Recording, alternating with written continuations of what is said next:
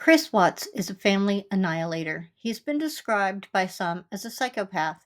I don't quite see it that way. Although there's no diagnosis for a psychopath, there are certain signs of psychopathy. They include, but are not limited to, superficial charm, manipulation, pathological liar, lack of empathy, grandiose self worth, and an unwillingness to accept responsibility for action. I just don't see it. Granted, I'm not an expert anything, so really mine is just a feeling based on what I see. So take it with a grain of salt. But I challenge you to look to see what you see and let me know if you disagree. Hello and welcome to Storytime with One Big Hoax. I'm your host, Trina Hoax. In today's episode, we're going to go on a journey through the psychology of the crimes of family annihilator, Chris Watts. The first thing that many people saw of Chris Watts was him giving an interview about the fact that his family had gone missing. Many would later remark that he seemed to be smiling during the interview. Well, he was. And some of the smiles weren't just smirks, but they were full on smiles. And there was the laugh. Conversation, but I'll leave it at that. But I just want them back. I just want them to come back. I mean, who laughs at a time like this? Some behavioral analysts would say that he was engaging in duper's delight, which is when you're secretly pleased with yourself because you know something that others don't and you feel that you're getting away with something. Or more simply put, the secret pleasure and power someone feels when they successfully deceive someone, often revealing itself through subtle body language like a smirk or a smile. Bella and Celeste. Well, I disagree with this assessment because I don't think it was duper's delight at all. I think what we saw was a coping mechanism, an involuntary smiling through the pain, so to speak, that your body does of its own accord.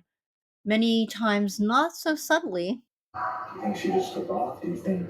I mean, right now I don't even want to just like throw anything out there. Like I hope that she's somewhere safe right now and with the kids.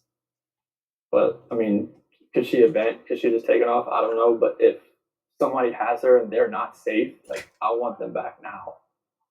Like that's what's in my head. Like if they're safe right now, they're gonna come back.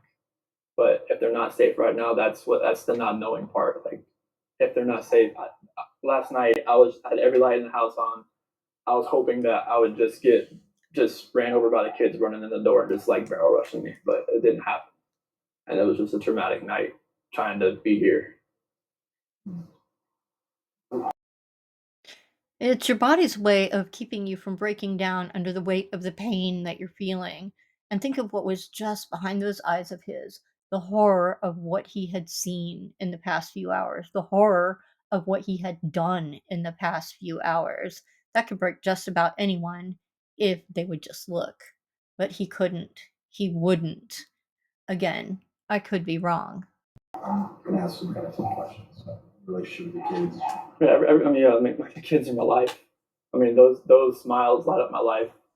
And there's like, I mean, last night, like during like at when they usually eat dinner, it was just like I miss them. Like, I mean, I miss telling them, hey, you got to eat that, or you're not gonna get your dessert. And just like you're not gonna get your snack after. I miss that. Like, I miss them. Cuddle up on their couches. They have like a Minnie Mouse couch and a Sophia couch that they cuddle up on and watch, Bubble Guppies or something. And it was just like, I was it was tearing me apart last night, and I needed that. I needed that last night, and for nobody to be here last night and to go into their rooms and know that I wasn't going to turn the rain machines on. And I know that I wasn't going to turn the monitor on. No, I wasn't going to kiss them to bed tonight. It was. That's why last night was horrible. I couldn't do it. I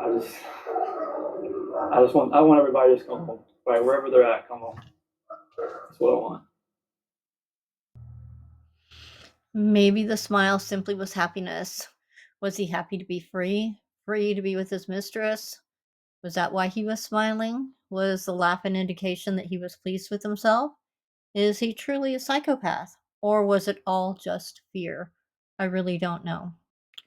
Chris Watts seemed to have it all: a growing family, a beautiful wife, a nice home, a fine car, and a good job. Also, at this time of our story, Chris had a mistress. Chris didn't have it all, though, did he? At least not in his mind. I believe that he felt he had no control in his life. He was growing discontented and didn't know how to use his voice to get out of it. He felt emasculated. Please don't assume that I'm blaming Shanann for any of this in any way, because I'm not. You see, I suspect he felt this way ever since he was a little boy. From what I've seen of his mother, I suspect that growing up with her as a mother could not have been easy for a little boy.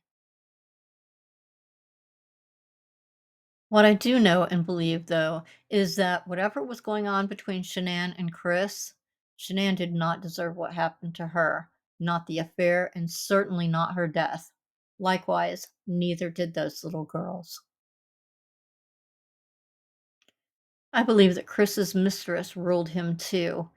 Is Chris the victim of the story? No, of course he's not. I'm just trying to work out in my mind what makes a man who seemingly has everything do what Chris did. I mean, there are far better ways to change your life, less lethal, less tragic, less permanent. Maybe Chris was just a coward. I don't really know. What I do know is that he was convicted of being a family annihilator. Chris Lee Watts was born May 16th, 1985. Shanann Catherine Rusick was born January 10th, 1984. They met online in 2010 and a romance began. They were married on November 3rd, 2012. They had two daughters, Bella Bells Marie Watts, who was born on December 17th, 2013, and Celeste Catherine Cece Watts, who was born on July 17th, 2015. Reportedly, early in June of 2018 is when Chris started his affair. The relationship escalated quickly. It would be just 2 months before he took action to commit to his mistress forever. Chris reportedly strangled his wife Shanann in the early morning hours of August 13th, 2018, after she had come home from a business trip. Within hours of killing his wife, who was 15 weeks pregnant, he killed his two daughters. How does a person who has held his babies in his hands, hands that they have become accustomed to feel safe in, to trust, hands that are meant to protect them and to hold them lovingly, use those hands to take their lives? How indeed.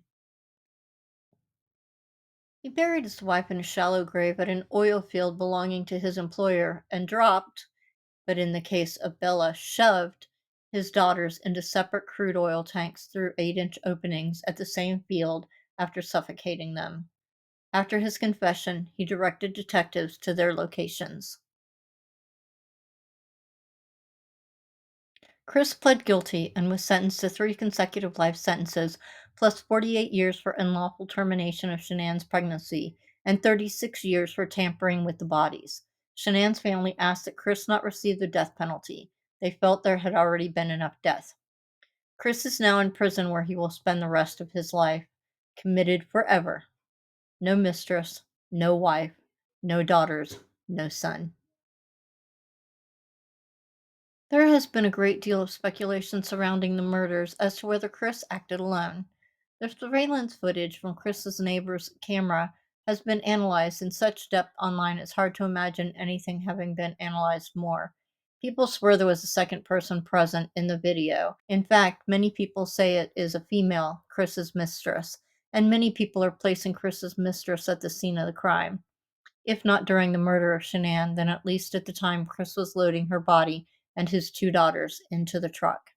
This point was driven even further once Chris pleaded guilty and had no trial as a part of a plea deal. The armchair investigators are convinced that he was covering for her. Only two people now know the truth of whether or not she was involved, so we likely will never know for sure. But many people, seemingly rightfully so, find it odd that the police never followed up with the mistress, though she lied to them more than once. For example, she said she didn't know that Chris was married until later on, yet emails proved to the contrary. Perhaps they would have had not Chris confessed and pleaded guilty, but it really does no good to dabble in conjecture. We can only deal with what we know, and what we know is that, in an instant, Chris made a decision that changed so many lives forever, changed for the worse, and what he did can never be undone. Chris Watts, WATTS. What's going on right now around your house? And right now, it's you got K9 units, the sheriff's department. Everybody's like they're doing their best right now to figure out like if they can get a scent, see where they went. They went on foot, they went in a car, they went somewhere. And right now, it's just like they've been on point. They're going through the house trying to get a scent, and hopefully they can pick something up to where it's going to lead to something. What happened? Tell me what's. She came home from the airport 2 a.m. and I left around 5:15. She's still here, and like about 12:10 in that afternoon, her friend Nicole showed up at the door. Like I had texted Shanann a few times that day, called her, say but she never got back to me. But she wasn't getting back to any of her people as well, and that's what really concerned a lot of people. Is like she's not getting back to her. Like if she doesn't get back to me, that's fine. Like she gets busy during the day, but she didn't get back to her people, which was very concerning. And Nicole called me when she was at the door, and that's when I came home, and then walked in the house, and nothing vanished. Nothing was here. I mean, she wasn't here. The kids weren't here. Nobody was here. Your wife's name? Shanann, SHANN, What's your kids? Bella and Celeste. Celeste. CELESTE. How old are you? Four. Bella's 4. Celeste is 3. And so, how many times did you try calling her? I called her 3 times. Texted her about 3 times just to say, what's going on. Like after I called her and texted her once, it's like maybe she was just busy. Like she had just gotten back. Like everybody's probably calling her from her trip. She just got back from Arizona, and I figured she was just busy. But when her friend showed up, that's what it was like. It registered. Like, all right, this isn't right. Do you think she just took off? Do you think? I mean, right now I don't even want to just like throw anything out there. Like, I hope that she's somewhere safe right now and with the kids. But I mean, could she just taken off? I don't know. But if somebody has her and they're not safe, like I want them back now. Like that's what's in my head. Like if they're safe right now, they're gonna come back. But if they're not safe right now, that's the not knowing part. Like if they're not safe, last night I had every light in the house on. I was hoping that I would just ran over by the kids running in the door and just like barrel rushing me, but it didn't happen. And it was just a traumatic night trying to be here. I'm gonna ask some kind of tough questions. Relationship with the kids. The kids are my life. I mean, those smiles light up my life. And it's like, I mean, last night, like during like when they usually eat dinner, it was just like I miss them. Like, I mean, I miss telling them, hey, you got to eat that, or you're not gonna get your dessert, and just like you're not gonna get your snack after. I miss that. Like, I miss them, cuddle up on their couches. They have like a Minnie Mouse couch and a Sophia couch that they cuddle up on and watch, Bubba Guppies or something. And it's just like, yeah, I was.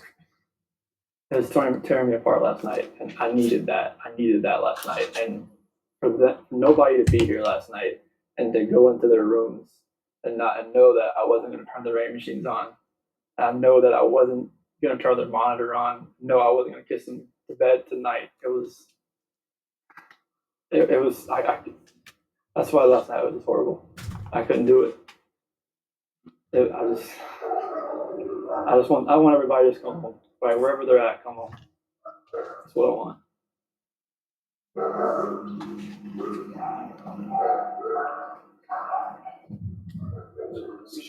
Where was she gone? She was on. She came back Sunday. You said at 2 at night. Yeah, because her flight got delayed from Arizona because of like other storms around the nation. She's supposed to get home like 11. She got home at like 1:48. Got to bed about 2. What was she going for? Family trip? It was a Thrive direct sales. It was a local event that was down there between a bunch of leaders in the company. That day she was back. I left work early that morning, like 5:15, 5:30. So like she barely got into bed pretty much. This might be a tough question, but did you guys get into an argument before she left? It wasn't like an argument. We had an emotional conversation, but I'll leave it at that. But I just want them back. I just want them to come back. And if they're not safe right now, that's what's tearing me apart. Because if they are safe, they're coming back. But if they're not, this has got to stop. Like somebody has to come forward. Yeah, they've been in constant contact, like every hour. I mean, everybody back in North Carolina and the East Coast. I mean, from Maine to Florida.